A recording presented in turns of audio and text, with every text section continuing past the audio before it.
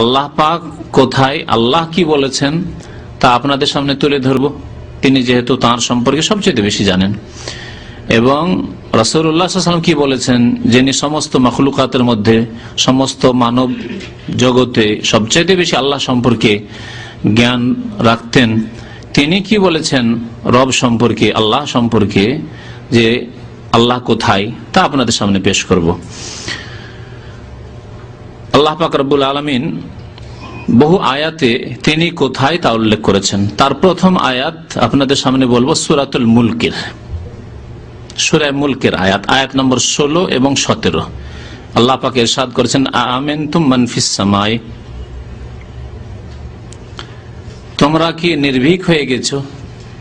আ'আমিনতুম মানে তোমরা কি ভয় করো না, একবারে নির্ভীক, কোনো ভয় নেই তোমাদের অন্তরে। মান ফিস সামাই সেই সত্তাকে বলে যিনি ফিস সামাই আকাশে রয়েছেন, অর্থাৎ আকাশের ওপরে রয়েছেন। আরবি ভাষায় ফি এর অর্থ আলা হয়, এটি খুব প্রসিদ্ধ। আর যারা প্রাথমিক নাহু সারফ গ্রামার পড়েছে মাদ্রাসায় তারাও জানে। ফেরাউন যখন ওই জাদুকররা সব মুসলমান হয়ে গেল, হেরে গিয়ে মুসা আলাইহিস সালামের সামনে লাঠি যখন তাদের জাদুর সাপগুলিকে সবগুলিকে গিলে ফেলল, তখন সেজদায় সবাই অবনত হয়ে গেল আর কলিমা পড়ে সবাই মুসলমান হয়ে গেল। তখন তাদেরকে শাসানিমূলক এই ফেরাউন মরদুদ বলেছিল, ওয়ালা উসাল্লিবান্নাকুম ফি জুযুইন নাখলে, অবশ্যই তোমাদেরকে ফাঁসিতে চড়াবো, ফি জুযুইন নাখল, খেজুর গাছের কিসে, উপরে না মধ্যে, উপরে, কিন্তু শব্দ কি আছে, ফি আছে, ফি মানে মধ্যে হয় শাব্দিক অর্থ। তাহলে ফি সবসময় মধ্যে হয় না, খেজুর গাছের ভিতরে কি ফাঁসিতে চড়াবে না উপরে, উপরে। তাহলে ফি জুযুইন নাখল মানে আলা জুযুইন নাখলে, উপরে। তো আল্লাহ পাক এখানে বলেছেন, আ'আমিনতুম মান ফিস সামাই, তোমরা কি নির্ভীক হয়ে গেছো, কোনো ভয় করো না সেই সত্তাকে যিনি ফিস সামাই মানে আলাস সামাই, যিনি আকাশের ওপরে রয়েছেন, আকাশের মধ্যে নয়, আকাশের ঊর্ধ্বে রয়েছেন। এবং তিনি আকাশ জমিন সবকিছুর চাইতে বড়, সমস্ত মাখলুকাত চাইতেছেন। আল্লাহর ক্ষুদ্র মাখলুকাত আল্লাহর তুলনায় হচ্ছে আকাশ জমিন সূর্য চন্দ্র, সমস্ত কিছুর ঊর্ধ্বে, সমস্ত কিছুর উপরে আল্লাহ পাক রয়েছেন। আ'আমিনতুম মান ফিস সামাই, তোমরা কি নির্ভীক হয়ে গেছো সেই সত্তা সম্পর্কে যিনি আকাশের উপরে রয়েছেন। আইয়াখসিফা বিকুমুল আরদ, তিনি তোমাদের জমিনকে ধসিয়ে দিতে পারেন। তারপরে আয়াতে আল্লাহ পাক রব্বুল আলামিন বলছেন, ধসিয়ে দিল ফাইজাহা তামুর, তখন জমিন কম্পমান অবস্থায় স্থির থাকবে না, বসবাসযোগ্য থাকবে না। আ'আমিনতুম মান ফিস সামাই, আর নাকি তোমরা নির্ভীক হয়ে গেছো সেই সত্তাকে বলে যিনি আকাশে রয়েছেন। আবার বলছেন আল্লাহ পাক রব্বুল 17 নম্বর আয়াতেও সূরাতুল মুলকের, আ'আমিনতুম মান ফিস সামাই আন ইউরসিলা আলাইকুম হাসিবা, সেই সত্তাকে বলে তোমাদের কোনো ভয় নেই যে আল্লাহ, যে সত্তা তোমাদের উপর পাথর বর্ষণ করতে পারেন। আন ইউরসিলা আলাইকুম হাসিবান ফাসাতা'লামুনা কাইফা নাযির, আল্লাহ যদি পাথর বর্ষণ করেন আকাশ থেকে, আল্লাহর আযাব যদি নাযিল হয় উপর থেকে, তাহলে তখন জানতে পারবে কাইফা নাযির, সতর্ক বাণী কেমন ছিল। আল্লাহ পাকের সতর্ক বাণী, সাবধানতা, সাবধান করা তোমাদের কেমন ছিল, যে তোমাদের সতর্ক সাবধান করা হয়েছে কিন্তু সাবধান হওনি তোমরা। এই আয়াত স্পষ্ট প্রমাণ করে যে আল্লাহ পাক কোথায়, আকাশের ওপরে, স্পষ্ট কথা। আরো বহু আয়াত আজকে শোনাবো আপনাকে কোরআন কারীম থেকে। একটি হাদিস শুনে তারপরে আয়াতগুলি শোনাবো। মুআবিয়া ইবনুল হাকাম আস-সুলামি রাদিয়াল্লাহু তাআলা আনহু সাহাবী বর্ণনা করেছেন, হাদিসটি সহিহ মুসলিম শরীফে রয়েছে। হাদিসটি একটু বড় আছে, সময় অল্প, সেজন্য হাদিসের যে অংশটুকু আমাদের বক্তব্যের সাথে জরুরি সেই অংশটুকু বয়ান করব। বলছেন যে ওয়াকানাত লি জারিয়াতুন, আমার একটি দাসী ছিল, বালিকা দাসী। তারা আগানামান, সে ছাগল চড়াতো, লি কেবালা ওহদিন, আমারই ছাগলগুলি ওহদের এলাকায়, ওহদ পাড় দেখেছেন যারা মদিনা গিয়েছেন, মদিনা থেকে বেরিয়ে উত্তর দিকে ওহদ পাহাড়ের দিকে ওই মেয়েটি, দাসীটি ছাগল চড়াতো।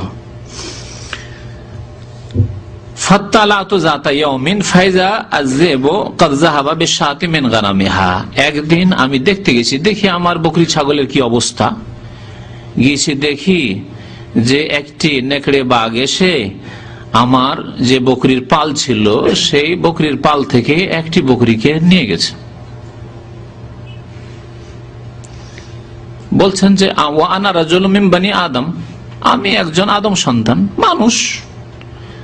মানুষ মানে আসাফু কামাই আসাফুন, অন্য মানুষের যেমন রাগ হয় তেমন আমারও রাগ হয়েছে, বড়ই রাগ হয়েছে আমার, যে কেমন করে তুমি বকরি চড়ালে, দেখাশোনা করলে, যে তুমি থাকতে, রাখাল থাকতে দেখাশোনা করছো, আর নেকড়ে বাঘ আসলো আর এসে আমার বকরি উঠিয়ে নিয়ে গেল।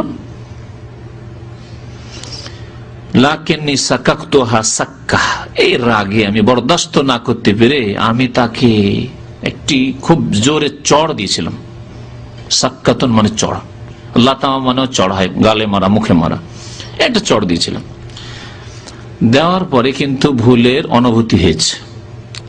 বলছেন রাসূলুল্লাহ সাল্লাল্লাহু আলাইহি ওয়াসাল্লাম দরবারে এসে হাজির হলাম। ফাআযযামা যালিকা আলাইয়া, এসে যেমনই বললাম নবী করিম সাল্লাল্লাহু আলাইহি ওয়াসাল্লাম আমার উপর বড়ই কঠোর ভূমিকা নিলেন।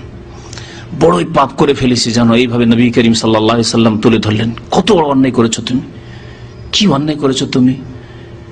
একটা নেকড়ে বাঘে বকরি নিয়ে গেছে, না হয় তুমি একটা মেয়েকে, তোমার দাসীকে এইভাবে মারলে, চর। আল্লাহ পাকের কাছে কি জবাব দেবে তুমি।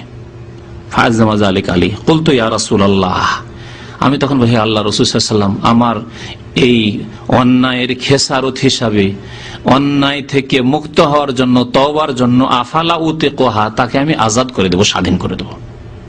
আমার আর কাজ করতেই হবে না, তাকে স্বাধীনভাবে ছেড়ে দেব, আল্লাহর ইবাদতবন্দি করবে, নিজের যেখানে থাকবে মান সম্মানের সাথে থাকবে।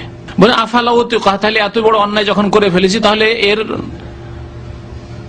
কাফারা হিসাবে আমি তাকে স্বাধীন করে দেবো, আজাদ করে দেবো। কালা ইতিনি বিহা, তার আগে আমার কাছে নিয়ে আসো, ওই মেয়েটিকে, বালিকাকে আমার কাছে নিয়ে আসো। ফাআতাইতুহু বিহা, ওই মেয়েটিকে নবী করিম সাল্লাল্লাহু আলাইহি ওয়াসাল্লামের দরবারে নিয়ে এসে হাজির করলাম।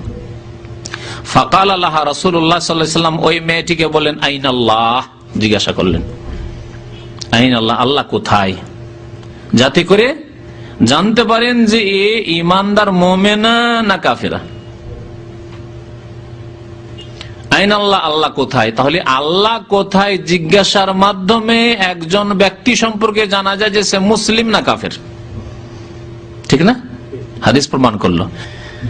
আইনাল্লাহ জিজ্ঞাসা করলেন রাসূলুল্লাহ সাল্লাল্লাহু আলাইহি ওয়াসাল্লাম। বালিকাটি কি বললো, কালাত, বললো ফিস সামাই, আল্লাহ কোথায়, আকাশে। এখানে ফিস সামাই মানে আলাস সামাই, আগে বললাম ফি মানে আল্লাহ, আরবি ভাষায় হয়। একটি প্রশ্ন হলো, জবাব মেয়েটি দিল যে আল্লাহ আকাশের উপর রয়েছেন। তারপরে রাসূলুল্লাহ সাল্লাল্লাহু আলাইহি ওয়াসাল্লাম বলেন মান আনা, তাহলে আমি কে। এতে বোঝা যায় যে লা ইলাহা ইল্লাল্লাহ আর মুহাম্মদুর রাসূলুল্লাহ কালেমা তাইয়্যিবার দুটো অংশের উপর সঠিক ঈমান আছে কিনা। দুটো অংশের উপর ঈমান না থাকলে মুসলিম হতে পারবে না, শুধু একটি অংশের উপর ঈমান থাকলে মুসলিম হবে না এবং জান্নাতও পাবে না। নবী সাল্লাল্লাহু আলাইহি ওয়াসাল্লাম জিজ্ঞাসা করলেন মান আনা, আমি কে। বললেন, ওই মেয়েটি বলছে কালাত আনতা রাসূলুল্লাহ সাল্লাল্লাহু আলাইহি ওয়াসাল্লাম, আপনি আল্লাহর প্রেরিত রাসূল সাল্লাল্লাহু আলাইহি ওয়াসাল্লাম। কাল নবী সাল্লাল্লাহু আলাইহি ওয়াসাল্লাম বলেন আতিকহা, একে মুক্ত করে দাও, আজাদ করে দাও, স্বাধীন করে দাও। ফাইন্নাহা মুমিনা, কারণ এ হচ্ছে ঈমানদার। দুইটি প্রশ্ন দিয়ে জানতে পারলেন রাসূলুল্লাহ সাল্লাল্লাহু আলাইহি ওয়াসাল্লাম ঈমানদার, তার অন্তরে কি আছে সব পরিষ্কার হয়ে গেল দুটি কথায়। আইনাল্লাহ, আল্লাহ কোথায়, আর আমি কে। তাহলে আমাদের যে আসল বিষয়বস্তু সেটি স্পষ্ট হয়েছে, আল্লাহ কোথায় জিজ্ঞাসা করা যাবে এবং তার সঠিক উত্তর ফিকুল্লে মাকানো নয়, আর কুলুবুল মুমিন আরশুর রহমানও নয়। হ্যাঁ, মুমিনের কলব হচ্ছে আল্লাহর আরশ, এই কথাটি কোরআনও নয়, হাদিসও নয়, সহিহ হাদিস নয়, জয়ীফ হাদিস নয়, মওযু হাদিস নয়, বানাওয়াট কথা, তাদের ভণ্ড সুফি পীরদের নিজের বানানো কথা, আরবি, এটি বানানো আরবি। কেউ যদি বলে যে না আল্লাহ আরশে নেই, আকাশের উপরে নেই, ফিকুল্লে মাকান বা কলবে কলবে আছে, কলুবুল মুমিন আরশুর রহমান, সে কুফরি করলো, কুফরি কথা বললো। কারণ সে কোরআনকে অস্বীকার করলো, রাসূলুল্লাহ সাল্লাল্লাহু আলাইহি ওয়াসাল্লাম হাদিসকে অস্বীকার করলো। কথা স্পষ্ট কিনা? এখন আরো কিছু আয়াত শোনেন যে আল্লাহ পাক রব্বুল আলামিন আছেন কোথায়, আইন আল্লাহ, আল্লাহ কোথায়। সূরা আরাফ আয়াত নম্বর 54 আল্লাহ পাক ইরশাদ করেছেন, ইন্না রাব্বাকুমুল্লাহুল্লাযী খালাকাস সামাওয়াতি ওয়াল আরদা ফি সিত্তাতি আইয়াম সুম্মা ইসতাওয়া আলাল আরশ। নিশ্চয় তোমাদের রব তো সেই সত্তা যিনি আল্লাহ। ইন্না রাব্বাকুম আল্লাহ, তোমাদের রব হচ্ছেন আল্লাহ, যার নাম আল্লাহ। আল্লাযী খালাকাস সামাওয়াতি ওয়াল আরদ, যিনি আসমান এবং জমিন সমূহ সৃষ্টি করেছেন, ফি সিত্তাতি আইয়াম 6 দিনে। আল্লাহ পাক 6 দিনে আসমান জমিন সৃষ্টি করেছেন। সুম্মা ইসতাওয়া আলাল আরশ, অতঃপর আরশের উপর সমাসীন হয়েছেন। ইস্তাওয়া মানে সমাসীন হওয়া। তারপরে আয়াত শুনেন, তারপর আয়াত হচ্ছে সূরা ইউনূসের আয়াত, সূরা ইউনূস আয়াত নম্বর 3। তাতে আল্লাহ পাক কি বলেছেন, ইন্না রাব্বাকুমুল্লাহ, নিশ্চয় তোমাদের রব আল্লাহ, আল্লাযী খালাকাস সামাওয়াতি ওয়াল আরদ, যিনি আসমান এবং জমিন সমূহ সৃষ্টি করেছেন, ফি সিত্তাতি আইয়াম 6 দিনে, সুম্মা ইসতাওয়া আলাল আরশ, অতঃপর আরশের উপর সমাসীন হয়েছে। আবার আল্লাহ বলছেন আল্লাহ পাক আরশের উপর সমাসীন। দুইটি আয়াত পেলেন, আরশের উপর সমাসীন হওয়া, আল্লাহ আরশের উপর রয়েছেন সম্পর্কে।